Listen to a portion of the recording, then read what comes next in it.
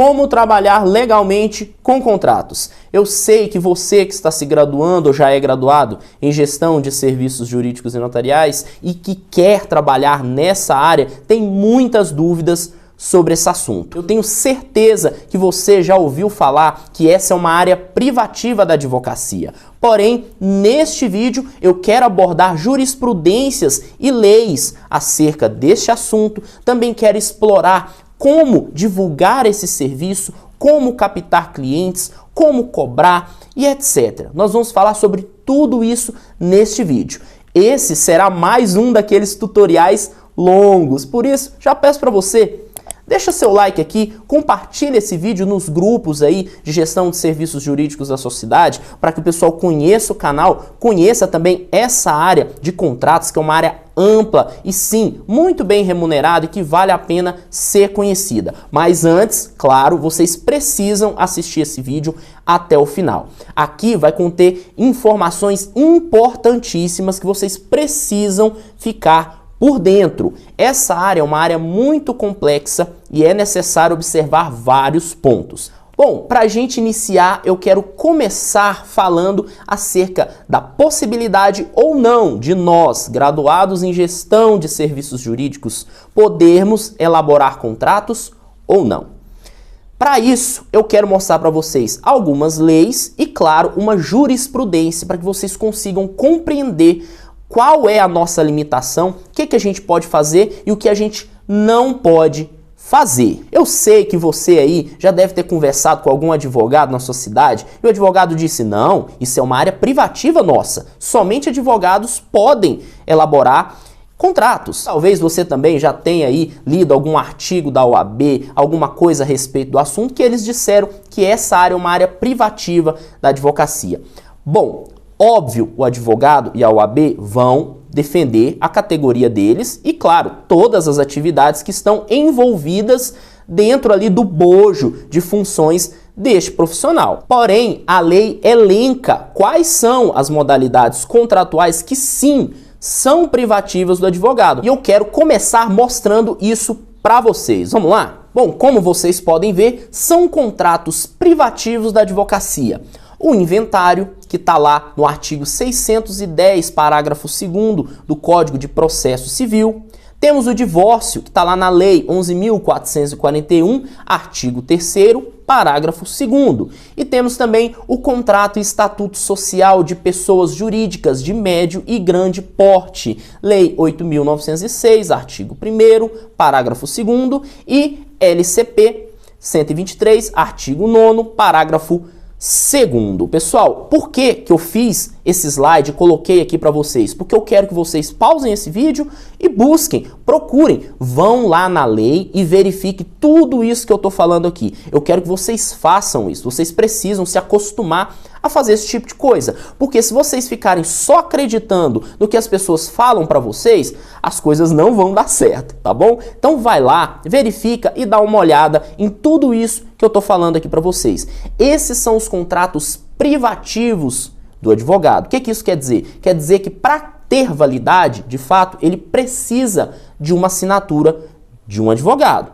Agora, as demais peças contratuais não necessariamente precisam de uma assinatura de um advogado para ter validade. Qualquer pessoa pode estar elaborando um contrato, pode estar fazendo o seu contrato, tá bom? Vocês podem estar verificando essa informação no artigo 421 do Código Civil. Leia ele na íntegra, vocês vão compreender o que eu estou falando. Agora, Júnior, não sei não, hein? Não tô acreditando muito nisso que você tá falando não, porque a lei tem entendimentos. As pessoas entendem de um jeito, outras entendem de outro. Sim, vocês estão certos. Realmente existe isso mesmo. Por isso, eu quis trazer aqui uma jurisprudência de um caso, tá bom? Eu vou explicar para vocês resumidamente, bem resumido, porque o caso é muito grande, tá? Eu vou deixar o link deste caso aqui no primeiro link da descrição para que vocês também, quando tiverem um tempinho, quiserem entre lá nessa jurisprudência, né? Nesse julgado, para que vocês conheçam esse caso e entendam o que eu tô falando. Eu vou colocar aqui na tela alguns recortes desse julgado para que vocês consigam compreender o que o juiz disse a respeito desse assunto. Eu não consegui encontrar nenhuma jurisprudência que falasse acerca do gestor de serviços jurídicos e notariais que tivesse elaborando ou analisando contratos. Eu não encontrei nada acerca disso, mas encontrei um caso muito semelhante. É de uma pessoa que se passava por um advogado, tá bom? Não é o nosso caso. Nós temos uma profissão que a gente sabe as nossas atividades e os nossos limites. Mas neste caso, essa pessoa se passava por um advogado e chegou a elaborar contratos e a prestar outros tipos de serviços para uma empresa. E eu vou colocar aqui na tela para que vocês consigam entender todo esse contexto. Peço, por favor, para que vocês prestem atenção neste caso e depois nós vamos fazer um paralelo, um entendimento do que foi dito nesse julgado com a nossa profissão. Vamos lá? O réu, em seu depoimento, esclareceu que atendeu as pessoas na sua empresa, orientou-as a fazerem um contrato de locação que contornou a situação e elaborou o contrato. Defende, todavia, que tal serviço não seria atividade privativa de advogado e que, portanto, não haveria qualquer ato ilícito quanto a este fato. No entanto, tal alegação, no caso, é absolutamente equivocada. De fato, a elaboração de um simples contrato de locação não é atividade privativa de advogado. Bom, pessoal, só um trechinho aqui do que o juiz disse acerca do assunto. Como vocês puderam perceber, ele disse aqui, de fato, a elaboração de um simples contrato de locação não é atividade privativa da advocacia. Porém, o que pegou para cima desse cidadão que prestou esses serviços foi que ele prestou outros tipos de serviço e que ele, de fato, se passava por um advogado. Vamos continuar aqui para vocês compreenderem o que eu estou falando. Contudo, a verificação da existência de exercício ilegal da profissão, no caso, não depende somente desse serviço prestado, mas sim da análise do vínculo criado entre as partes. A autora afirma ter contratado um advogado para confeccionar o contrato de locação de maquinário pertencente à pessoa jurídica, bem como outros serviços. Portanto, no caso, a autora tinha o objetivo de contratar um profissional com conhecimento técnico para prestar um serviço de assessoria jurídica, ou seja, um advogado. Aquele que contrata um advogado para elaborar um contrato, quando poderia contratar qualquer pessoa sem conhecimento técnico ou até mesmo usar um modelo de contrato retirado da internet, como vocês podem ver, pessoal, aqui mais uma vez ele reitera que a pessoa poderia ter contratado qualquer pessoa ou até mesmo ter baixado um contrato da internet, mas não o fez porque queria, de fato, um profissional que entendesse do assunto para elaborar o contrato e que precisava, sim, de outros tipos de serviços, além da elaboração do contrato. Precisaria de uma assessoria jurídica. E isso, a gente sabe, vocês estão cansados de saber que é atividade privativa da advocacia, a assessoria jurídica. Calma, vamos continuar aqui para que vocês consigam compreender. Portanto, as circunstâncias que envolveram a contratação do apelante para elaborar o referido contrato de locação revelam que houve, no caso, a prestação de um serviço de assessoria jurídica, o que exigia que o réu fosse regularmente inscrito nos quadros da OAB por ser atividade privativa de advogado. A ilegalidade da conduta do apelante consiste, portanto, em induzir as pessoas a acreditarem que ele tinha escritório de advocacia apto a prestar serviços advocatícios e que era o responsável por este, bem como pelos serviços prestados, ainda que eventualmente por terceiros contratados. E para finalizar, tanto a autora acreditava que o apelante era advogado que ela efetuava os pagamentos diretamente a ele, que descontava os cheques, dando em pagamento nas contas bancárias de titularidade de seus familiares e não em conta bancária de titularidade do advogado, que efetivamente prestou os serviços. Essa forma de agir só reforça a conclusão de que, na realidade, a apelante utilizava a empresa que prestava serviços de cobrança para prestar serviços advocatícios. Pessoal, Esse julgado é muito longo, né? Tem várias coisas aqui neste processo que vale a pena dar uma observada. Foi um processo que eu encontrei mais semelhante aqui com o que eu queria trazer para vocês, né? Que o juiz citava de fato que a elaboração de um contrato de locação não é privativo de um advogado. O que pegou aqui para este rapaz que estava prestando esse serviço era que ele se passava por um advogado. A pessoa que estava contratando ele pensava que ele de fato era advogado, tanto que ele colocava no cartão de visitas dele, doutor fulano de tal, que dava a entender que ele era um advogado de fato, e na verdade ele não era. Então, como vocês podem ver, a elaboração de um contrato é algo livre, qualquer pessoa pode fazer, exceto aqueles que eu citei aqui no início do vídeo, que são privativos do advogado. Agora, nós vamos entrar aqui em um campo que eu peço para que vocês prestem bastante atenção. Esse campo aqui é muito importante para que vocês consigam compreender a diferença entre elaboração e análise contratual. Vou colocar aqui na tela para que vocês consigam compreender junto comigo. Vamos lá? A elaboração de contratos é o ato de construir a peça contratual de acordo com o que é exigido por lei para cada modalidade. Basicamente, se trata de escrever no papel a vontade das partes, inserir os detalhes do acordo, as cláusulas, os valores, as formas de pagamento, colher as assinaturas e etc. Agora vocês precisam compreender o que é a análise contratual. É o ato de prestar uma consultoria jurídica, a fim de oferecer ao cliente um parecer legal sobre os impactos jurídicos, positivos e negativos, que aquela relação contratual pode acarretar aos acordantes. É nesse momento que erros na estrutura e na formatação do contrato podem ser constatados, assim como cláusulas abusivas, nulas ou inválidas, inobservância de normas e leis que regem determinada modalidade contratual, entre outros. Portanto, de acordo com a lei e a jurisprudência, o gestor jurídico pode apenas elaborar os contratos que não são privativos da advocacia. A análise só será legalmente permitida se o gestor jurídico estiver sob a supervisão / responsabilidade direta de um advogado. Bom, pessoal, chegamos aqui no ponto máximo deste vídeo para que vocês consigam compreender qual é a nossa limitação legal acerca dos contratos. Como vocês viram na jurisprudência, nós podemos elaborar contratos que não são privativos da advocacia, mas apenas elaborar. A análise contratual, ela não pode ser feita a não ser que você trabalhe para um advogado. Porque nós supomos que após você fazer uma análise contratual, o advogado, antes de passar isso para o cliente ou passar isso, para frente, ele vai revisar a sua análise. Quando você trabalha para um advogado, você tem que auxiliar, ajudá-lo. E claro, se você deter conhecimento na área e o advogado confiar em você, ele pode sim pedir para você fazer essa análise desse contrato. Verifica para mim esse contrato, verifica se você encontra alguma cláusula abusiva, algum erro, verifica para mim. Depois que você verifica, o advogado vai lá e corrige, revisa. Ele vai olhar e falar, tá certo, realmente isso aqui, beleza, ok.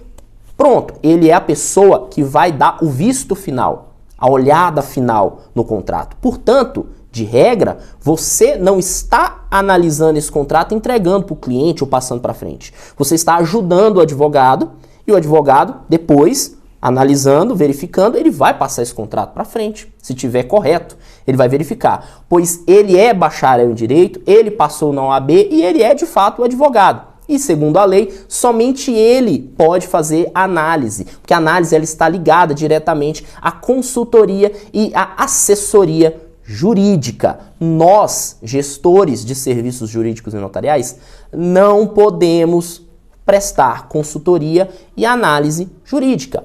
Quando eu falo, várias vezes, já falei em vídeos, que nós podemos analisar e elaborar contratos, quando eu me referia em analisar, eu estava me referindo a esse bojo, tá? A esse pessoal que trabalha para o escritório de advocacia, trabalha para o advogado, presta serviços para advogados, que sim, podem analisar esse contrato para o advogado, não para clientes, não para terceiros, a mando do advogado. Então, se você detém conhecimentos na área contratual, você pode sim analisar um contrato, mas para o advogado, nunca para um cliente, tá? Por exemplo, eu presto meus serviços, eu não posso prestar serviço de análise contratual para os meus clientes, a não ser quando um advogado me contrata, está muito cheio de serviço, não consegue dar conta de toda a demanda, me contrata para verificar um contrato dele, eu dou uma olhada e depois ele recolhe o contrato, revisa e, ok, passa para frente.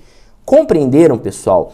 É muito importante que vocês entendam isso. Elaborar contrato, ok, nós podemos, exceto aqueles privativos da advocacia. Agora, a análise, não, nem pensar, a não ser que você trabalhe diretamente para um advogado. Bom, agora que você compreendeu a diferença entre elaboração e análise de contratos e também entendeu a nossa limitação, você deve estar se perguntando, como eu faço para me proteger se caso um dia alguém venha a me processar, falar que eu estou exercendo atividade privativa da advocacia, o que eu faço?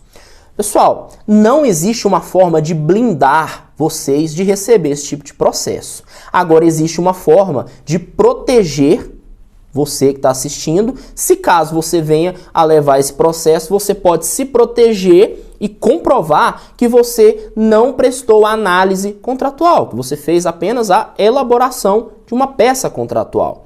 Esse é o ponto principal. Vamos dar uma olhada?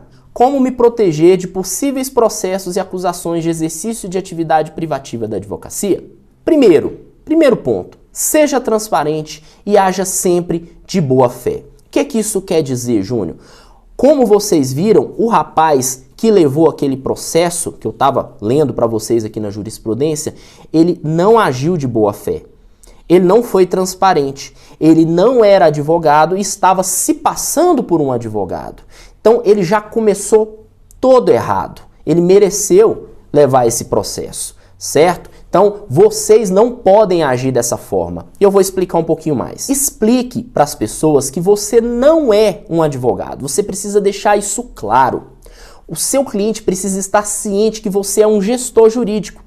Explique sobre a sua profissão, seus conhecimentos e sua limitação. É muito importante que você explique que você não é um advogado. Você tem que deixar isso claro. As pessoas ainda não compreenderam a nossa profissão. Nossa profissão é muito nova e por trabalhar com atividade jurídica, administrativa, cartorial, muita gente ainda confunde, pensa que nós somos advogados, ou que nós temos quase os mesmos poderes de um advogado. Isso não é verdade. O que a gente pode fazer é apenas atividades administrativas e extrajudiciais que não são privativas da advocacia. Mas a grande parte da população não sabe desse tipo de informação. Por isso que você precisa estar muito bem informado, entender do assunto e explicar para as pessoas direitinho e andar sempre na linha, tá bom? Olha, deixe claro que a sua função é elaborar o contrato e nada mais. Esse aqui é para quem deseja trabalhar com elaboração de contrato. Só elaborar a peça de contrato. A pessoa te procurou, está comprando e vendendo um carro, precisa de um contrato. Elabora o contrato. Ah, estou precisando compra e venda de imóvel, estou precisando de contrato de locação de imóvel. Você vai lá, elabora o contrato e ponto final. Se o cliente estiver com muitas dúvidas sobre as cláusulas do contrato, por mais que você saiba respondê-las, deixe claro a ele que você não pode dar consultoria jurídica. Exatamente isso. Claro, vai ocorrer de você estar elaborando um contrato e aí o cliente começa a perguntar um monte de coisa. Ah, mas e aí? Essa cláusula aí serve para quê?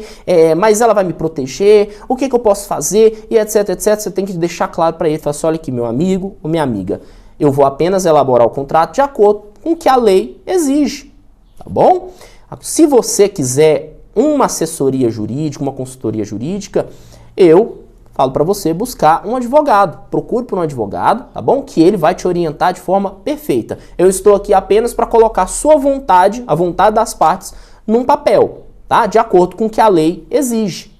Então, se você tiver dúvidas além disso, por favor, procure um advogado. Jamais se esqueça de fazer um contrato ou um termo de adesão de prestação de serviços entre você e seu cliente.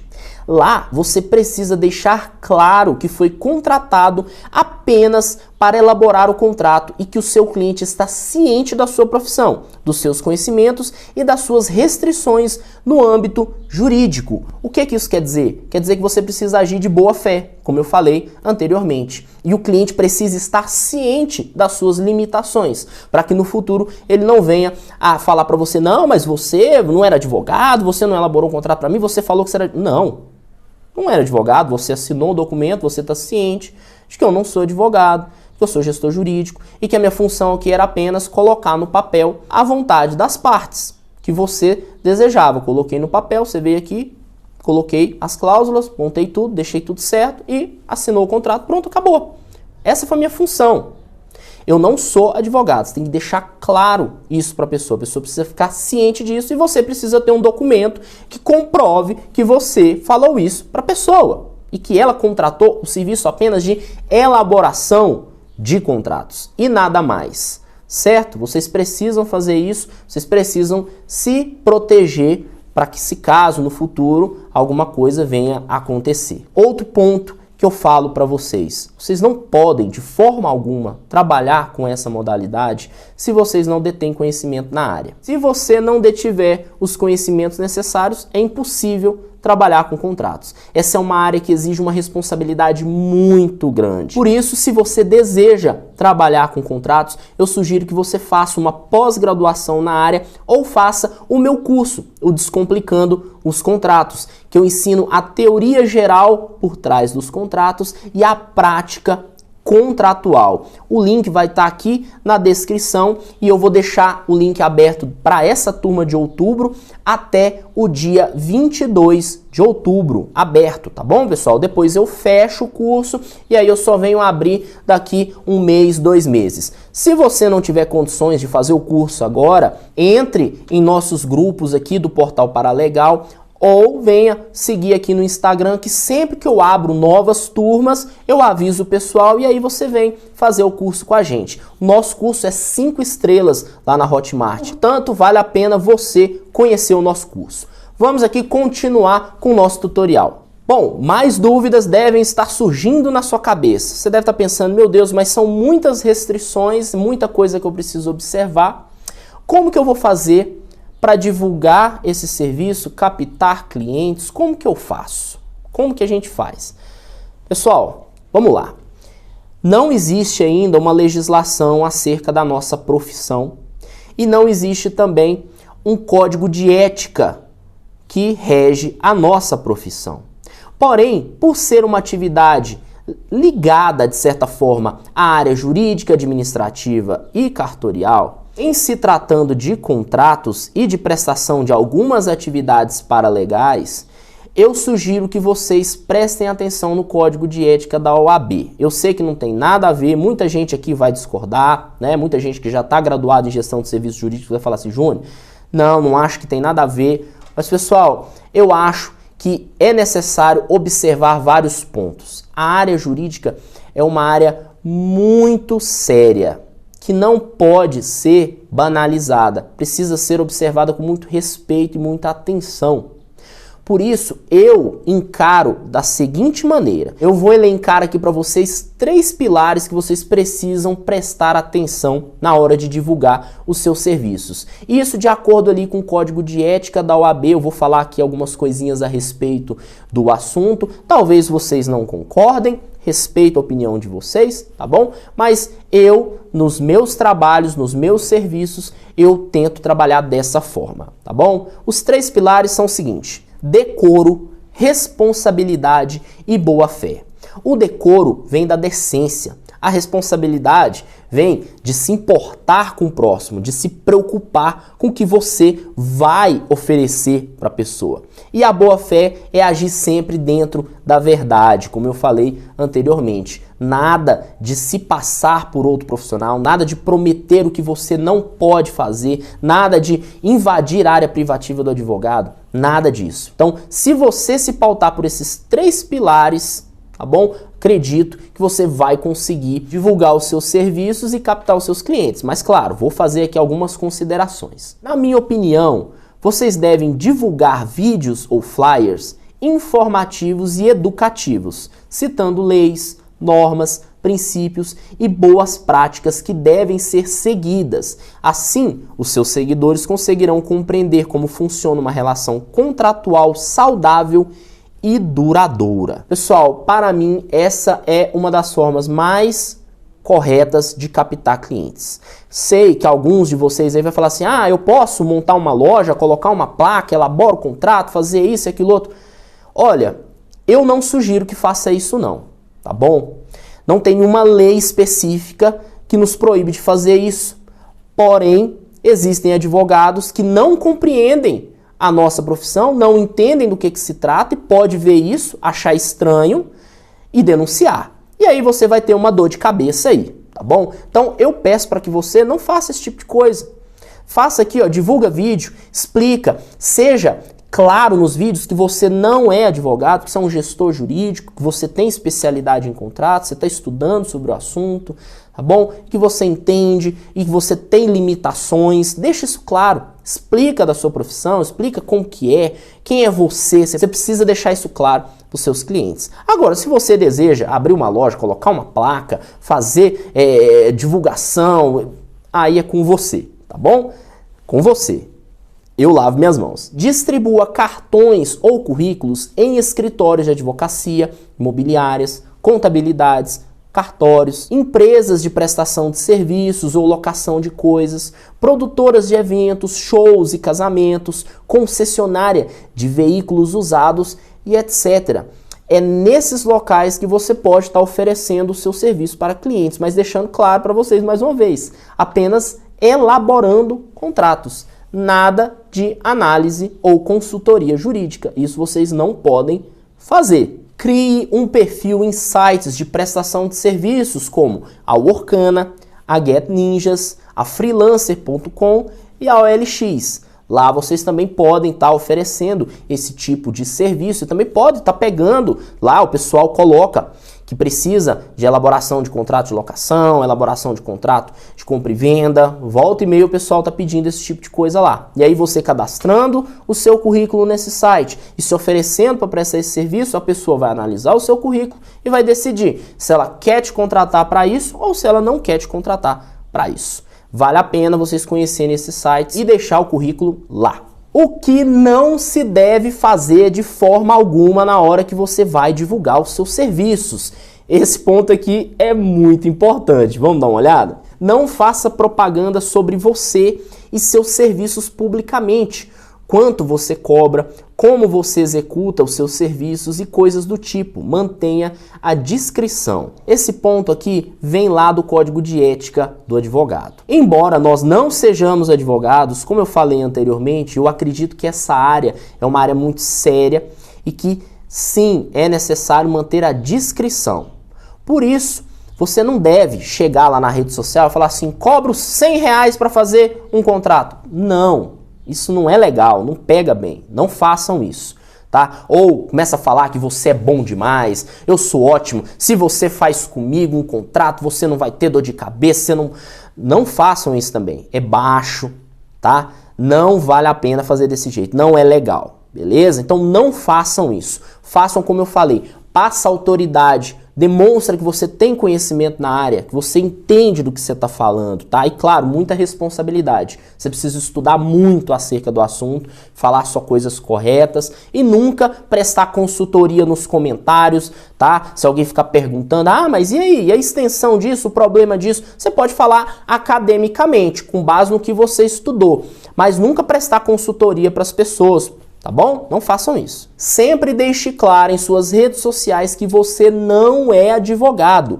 Deixe claro que você é um gestor jurídico, graduado em gestão de serviços jurídicos e, caso seja inscrito no CRA, coloque o número do seu registro. Isso passa uma maior credibilidade e profissionalismo. E claro, você vai trabalhar dentro da legalidade como um gestor de serviços jurídicos inscrito no Conselho de Administração. Conselho profissional. Então aí você vai estar agindo dentro da legalidade. Agora, por que eu estou falando isso? Tem algumas pessoas que colocam lá, doutor fulano de tal. Pelo amor de Deus, gente, vocês não são doutores, tá? Tenham consciência, lembra do que eu falei anteriormente. Haja de boa fé. Se você não agir de boa fé, rapidinho você vai levar um processo. E com razão, tá? E aí não tem nada para te defender não, porque você está agindo na ilegalidade. Você não pode se passar por doutor ou por doutora. Você não é advogado, tá bom? Então não faça isso. Nós não somos doutores, a não ser que você tenha um doutorado, tá bom? Se você tiver um doutorado, você pode colocar lá que você é doutor, mas você não tem, a maioria não tem. Então, para com isso. Jamais ofereça assessoria ou consultoria contratual e jurídica. Pessoal, eu vejo isso frequentemente. Muitas pessoas estão colocando nas redes sociais que prestam consultoria, que são consultores jurídicos, que estão fazendo consultoria de contrato. Pessoal, não faça isso. Vocês não podem fazer isso. Consultoria e assessoria jurídica é privativa do advogado. Nós não podemos fazer isso, tá bom? Então, o recado está dado. Quanto cobrar por esse serviço?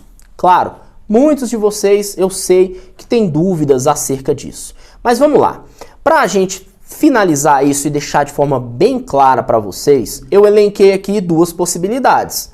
Cobrança de serviços para quem é autônomo e cobrança de serviços para quem é assalariado. Vamos dar uma olhada? Para os autônomos, eu sugiro que utilizem a tabela da FENAD, Federação Nacional dos Administradores. Como vocês sabem, nós somos inscritos no Conselho Regional de Administração e essa tabela é a tabela que coloca os valores dos nossos honorários. Eu mesmo baseio as minhas horas de serviço dentro dessa tabela. Vocês podem estar fazendo isso também. Eu vou deixar o link dela aqui na descrição também. Para os assalariados, isso pode variar bastante. Não temos um salário base para a categoria, por isso, o valor pode variar de acordo com a sua cidade, empresa, os seus conhecimentos específicos e o seu tempo de experiência na área. O salário base para o gestor jurídico e notarial, infelizmente, ainda é um salário mínimo. Como ainda não temos sindicato ou lei, né, sobre a nossa profissão, não tem como a gente falar assim, olha, nosso salário é tanto. Então, infelizmente, é baseado por um salário mínimo, mas isso pode mudar e significativamente de acordo com os seus conhecimentos e a sua experiência em determinada área. Se você tiver pós-graduação, curso técnico, mais graduações, se você tiver experiência de anos no assunto, isso conta bastante e aí seu salário aumenta, certo? Bom, pessoal, finalizamos o vídeo. Eu espero que vocês tenham conseguido compreender como que funciona para a gente poder trabalhar legalmente com contratos. O vídeo foi longo, espero que vocês tenham gostado. Valeu!